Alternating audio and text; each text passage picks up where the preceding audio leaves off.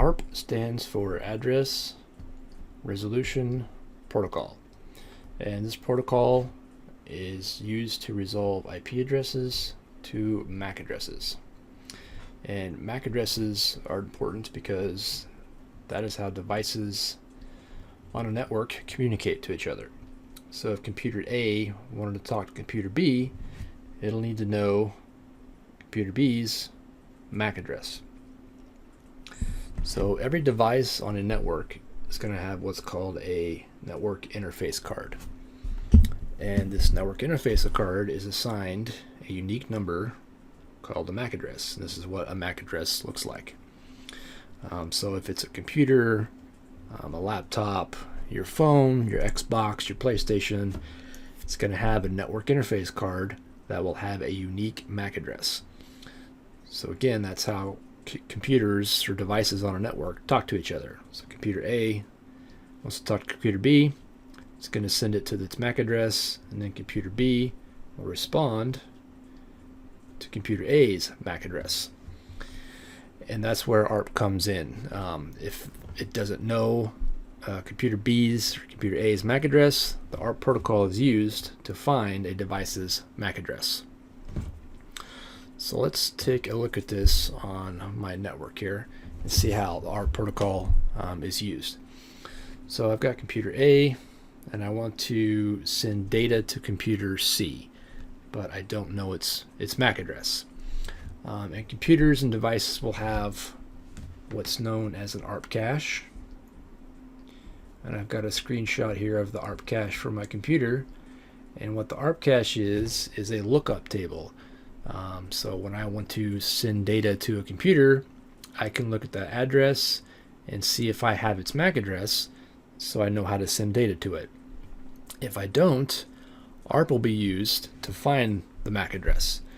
So what happens is, so computer A is going to say who has or who is .3. This is where I want to send data to, but I need to know your MAC address. So computer A is going to send out a broadcast to every device on the network. So the switch will send an ARP request or a broadcast request to every port on the switch. And computer B is going to discard it because it's not .3. Computer D is going to discard it because it's not .3. But when the device, like .3, it's going to say me, I'm .3, and it's going to respond back with its MAC address. So what happens next is the computer will update its ARP cache, and you can see here my computer now has an entry for .3 and its MAC address. So when I want to communicate to computer C now, I know its MAC address. So when I send data, it's going to go directly to that computer instead of sending out a bunch of packets on the network. And networking devices also will have, its own table, because it's going to need to know, okay, I'm getting packets that need to go to this MAC address, but I need to know which port that's plugged into on the switch. So you can see I've got a screenshot here of the MAC address table on my Cisco Switch that says that MAC address is on port 3. So the switch knows to forward those packets to port 3 that will get it to its destination. So that's the basics of ARP, and that's how it works on a network. So let's take a look now at the command to see how it works. So I've brought up the Windows command prompt, and from here I will type the command ARP-A to view the ARP cache on my computer. and there'll be an ARP cache for every interface you have. I've got multiple interfaces, so that's why you see so many entries. But if I go up to my 192.168.40 network, you can see here's the ARP entries for the IP addresses on my network. So here's that .3 address, and here is the MAC address for computer C.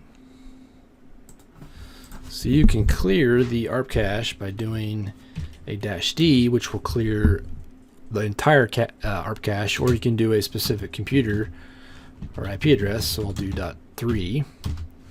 Now if I go back and look at my ARP, you'll see that .3 is gone.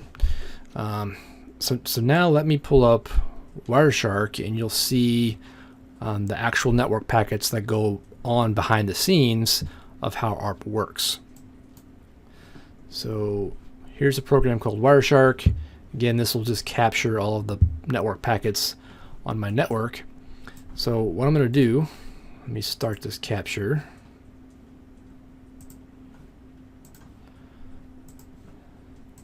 So on my computer, my computer does not know the MAC address of computer C.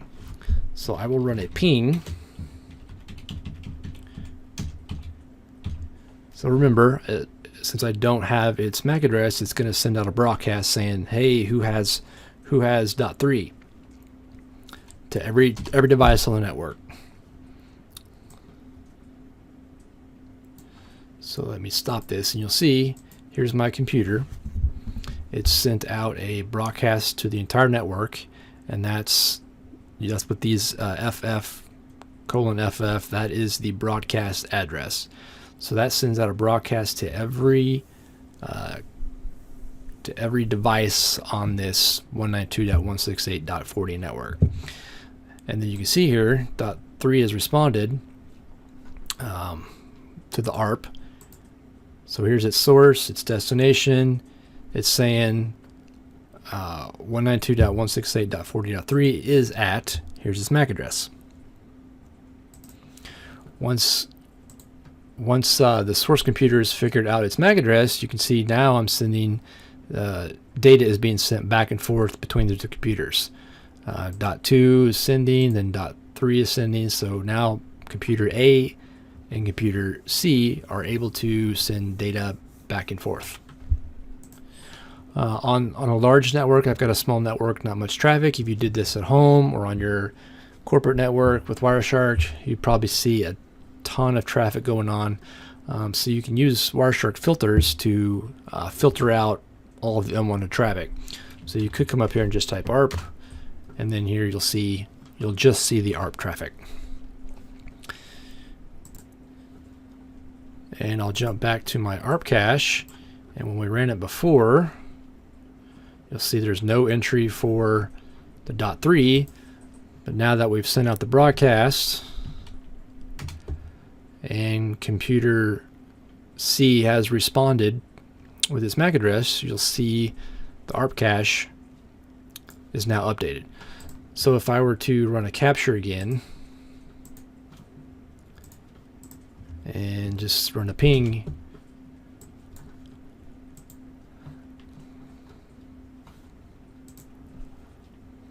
so now when I run a ping, you'll see it just does a ping. There's no ARP. And that's because my computer has that MAC address in its ARP cache, so it doesn't need to send out that broadcast to find its MAC address. So that is the ARP protocol. Pretty basic, but very important to use. And just remember, it's used to find the MAC address of a device on the network, and that is how two devices on a network communicate, is by the MAC address. So that's it for this video. If you enjoyed it, please subscribe to my channel, and thanks for watching.